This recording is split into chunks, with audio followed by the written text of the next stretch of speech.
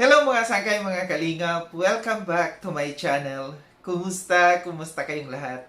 So for today's video, gagawa ko ng reaction video. Ito'y patungkol sa aking nakita or nabasa, no? Na si Kuya Val ay pinupulutan nitong mga panatikong konsentidor at mga alipores ni Bebe Lou.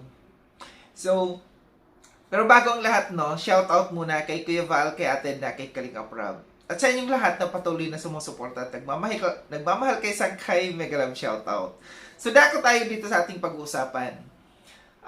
Naalala ninyo nung last week, si Kuya Val ay nag-post sa kanyang Facebook page na yung sabi dito ni Kuya Val, Kanoli, sino ang nag-aapi at naninira kay Joy?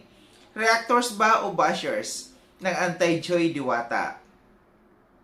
Huwag mo intindihin mga naninira at baka ikaw naman ang sisiraan nila. Chill at cool ka lang. Hanggang ngayon ba wala ka pa rin iba content, Kuya Val? So kino-question kasi ni Kuya Val, no, dito kung sino yung sinasabi dito sa content, no, ni Bebe Lou, na sino yung naninira dito sa kay Joy, no? And bakit hanggang sa ngayon Kalingap pa rin ang kino-content nito? Sumagot kasi dito, no, yung mga alipores nito at mga konsentidor, no, na mga panatiko. Ito yung sagot nila. Itong si Sabas Aim Vlogs, si ano yata ito, no? Ito yata yung tinatawag na Mia sa Abas, no? Sabi niya dito, Mr. Val Matubang, tigilan mo po si Kanoli.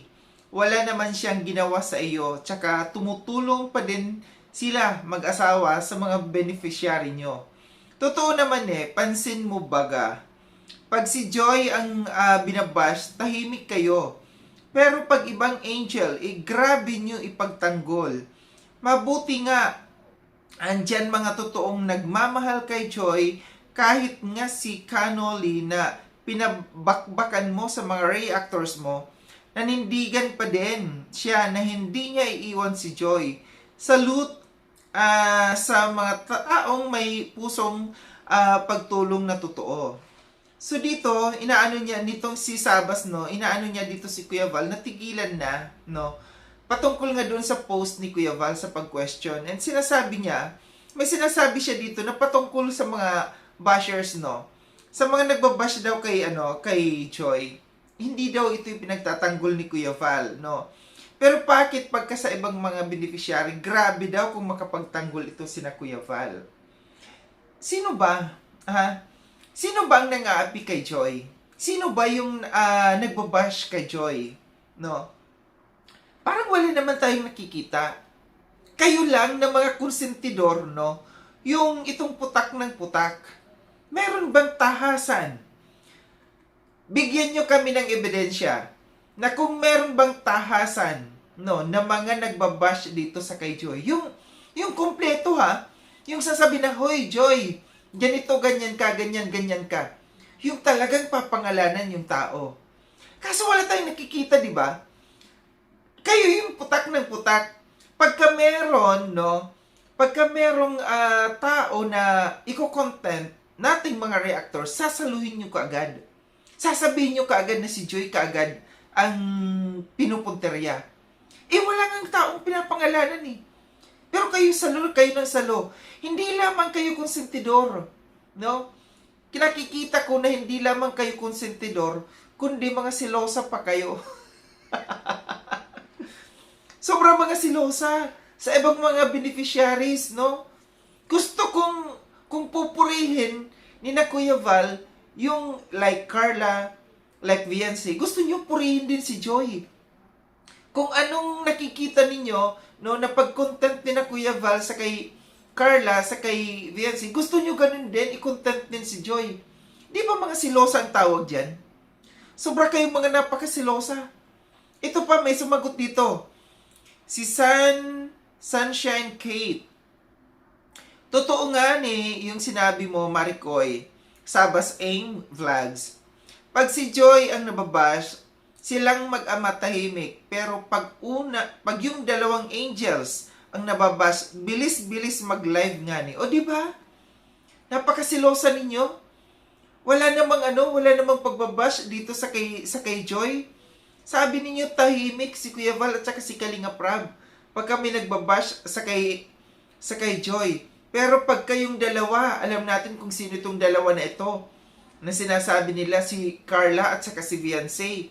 Ang bilis daw mag-live ni na Kuya Val. Tingnan mo naman yung mga pag-uugali nitong mga nitong mga konsentidor na ito. Kitang-kita dito na hindi lamang konsentidor, kundi mga silosa talaga. Meron din ito si Edith Lucero. Sabi niya, Sabas Aim Vlogs. Tama, kahit binabash si Joy, tahimik lang sila. Ang nagtatanggol kay Joy, tayo pa rin. Yung ibang reactors niya, binabalahura si Joy, pati si Joy, pero tahimik lang sila. Hindi nila pinagtatanggol, hinahayaan nilang bash si Joy. Ulitin ko, magbigay kayo ng ebidensya na merong nagbabash na reactors kay Joy. Yung sasabihin talaga na tahasan, Hoy Joy, ganito, ganyan ka, ganyan ka. Magbigay kayo ng ebidensya. Huwag puro salo kayo ng salo. Pag may nakikita kayong reactors na nagko-content, no, na halimbawa bina-blind item, aba, sinasalo nyo kaagad. Para kayong mga dyan salo ng salo. Diyan kayo magngaw-ngaw, magngak-ngak, pagka meron talagang pinangalanan. No? Pagka pinangalanan talagang si Joy. Di ba kakapal ng mga, ito lang masasabi ko sa inyo. Di ba kakapal ng mga pagmumukha ninyo? Ibabash ninyo si Kuya Val, si Kalinga Prab. Samantalang yung sinusuportahan ninyong yan, si Joy, beneficiary ng Kalingap. Saan ang kapal ng mukha? No? Saan ang kapal ng mukha ninyo? Na i-bash Kuya Val at saka si Kalinga Prab. Samantalang ang inyong iniidolo, beneficiary ng Kalingap. Mga eng-eng lang, di ba? Ito pa si Sabas Aim Vlogs. Mr. Val, mag-focus ka na lang po sa mga pabahay na tumutulo. Huwag nyo na pakialaman si Canoli. Huwag i-divert sa ibang group, sa issues. Para naman hindi nakakahiya sa mga sponsors ng mga angel na mahal mo. Focus po sa problema ng mga pabahay. Huwag isali yung hindi ka naman papatulan. O diba? Mga pag-uugalit nitong mga ito. Pati yung yung mga pagtulo, may pagtulo ng bubong nitong mga beneficiaries na pinagawa ng pabahay. Inyong may mga paano kayo dito, may mga pahaging kayo. No?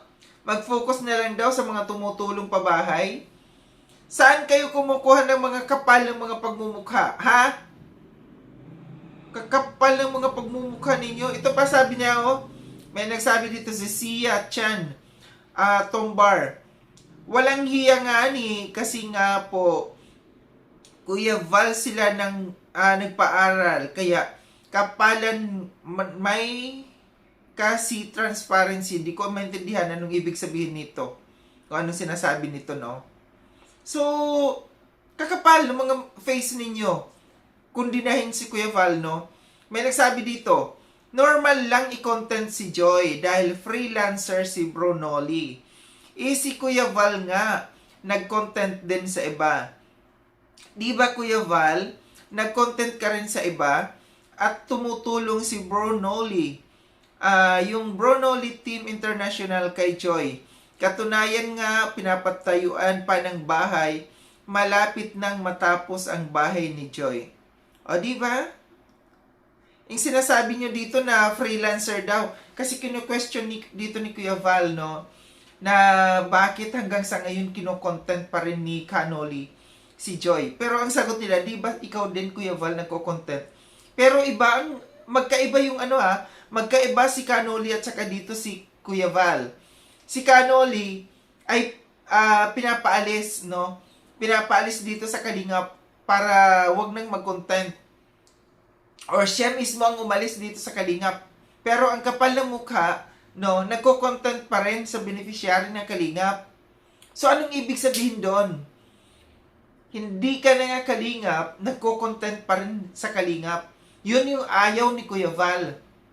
Si Kuya Val, pag nag-content, walang mayroong nag-content sa iba, walang may pumipigil kay Kuya Val, walang may sumisita kay Kuya Val. Pero dito sa kay Canoli, nagko-content siya, may sumisita. Yun ang pinagkaiba kay Kuya Val at saka kay Canoli. Si Canoli, may sumisita kay Canoli na kalingap mismo. Pero si Kuya Val, pag nag-content sa iba, walang may sumisita sa kino-content ni Kuya Val. Gets nyo? Ito si si Celine. Meron siya dito. Minsan reactor, minsan basher, Kuya Val, ha ha ha. Anyway, congrats Joy, and thank you Canoli. Full support kay Joy. Ginusto niya yan, no? Pati yung sinasabi dito na banggit yung pabahay na pinapagawang pabahay, ginusto nila yan. Hindi sila pinipilit, no, na tumulong sa kay Joy. Ginusto nila yon na tumulong kay Joy. Ginusto nila yon na pabahayan si Joy. Alam niyo kung bakit? Simple lang. Dahil pag hindi na sila tumulong sa kay Joy, totally wala na sila. Wala na silang mako-content, wala na silang views, mag-aalisan ng mga viewers, mag-aalisan ng mga subscribers nila, ng mga kalingap, kasi wala na nga sila kay Joy. No? Kaya lang pilit na kumakapit sila kay Joy, pilit na ginagamit nila si Joy. Ito yung tamang term ha, ginagamit nyo lang si Joy para manatili yung mga tao, no, na mga kalingap na supporters ni Joy, para manatiling mag-subscribe sa inyo, manatiling manood sa inyo, kasi nga nandiyan kayo, kumakapit pa rin kayo kay Joy. Ginagamit nyo si Joy alang-alang sa mga viewers at saka sa mga subscribers. Real talk lang tayo. Ha? Real talk lang tayo. Marami yan na mga na pinupulutan nila si Kuya Val. Hindi kayo, ulitin ko, no? Hindi kayo pinipilit na magbigay kay Joy. Hindi kayo pinipilit na tumulong kay Joy. Hindi kayo pinilit na pagawaan si Joy. Kayo mismo ang nag-volunteer nandyan na tumulong. No? Dahil nga gusto ninyo gawing sangkalan, gagawin ninyong panlaban si Joy sa mga viewers, no? Kasi tumutulong kayo. Kuno, tumutulong kayo kuno. Pero di ba meron kayong mga panunumbat na ginagawa? Ulitin ko, saan kayo humuhugot ng kapal ng mukha na para i-bash si Kuya Val, na yung inyong iniidolo na si Joy ay beneficiary mismo ng kalingap? Saan kayo humuhugot ng mukha niyan, ng kapal ng mukha? Kayong mga panatiko, kayong mga konsentidor, ha? Magsialis kayo sa kalingap. Kung ayaw ninyo kay Kuya Val, kung ayaw nyo kay Kalingap Rab, magsialis kayo. Malaya kayong pinapaalis. Pero anong nangyayari? Ayaw nyong umalis dahil nandito yung si Joy na beneficiary ng Kalingap. Kung tutuusin, dapat sumuporta kayo sa Kalingap kasi beneficiary ng Kalingap, no? Yung inyong sinusuportahan. Hindi nyo lang mawakwak talaga si Joy. Ito lang yung totoo din na real talk. Gusto nyo talagang wakwakin si Joy. Pero hindi nyo mawakwak si Joy dahil may kahihiyan si Joy at yung pamilya ni Joy sa Kalingap. Nahihiya sila na magpawakwak sa inyo, no? Dahil meron silang pinanghahawakan na salita na hindi sila aalis dito sa loob ng Kalingap. Real talk lang yan sa inyong mga konsentidor kayo na gusto ninyong wakwakin si Joy. Pero hindi nyo makuha. Muli, maraming salamat mga sangkay sa panonood. Sa mga hindi pa nakapag-subscribe kay Sangkay Loans, subscribe nyo na po ako. Click yung notification bell para updated kayo sa lahat ng mga videos na aking gagawin. Like and share itong video na itong mga sangkay. Kita-kits tayo ulit sa susunod na video na aking gagawin. Ingat kayo sa ang dako ng mundo bang kinaroroon. Paalam ng mga sangkay, mga kalingap, paalam.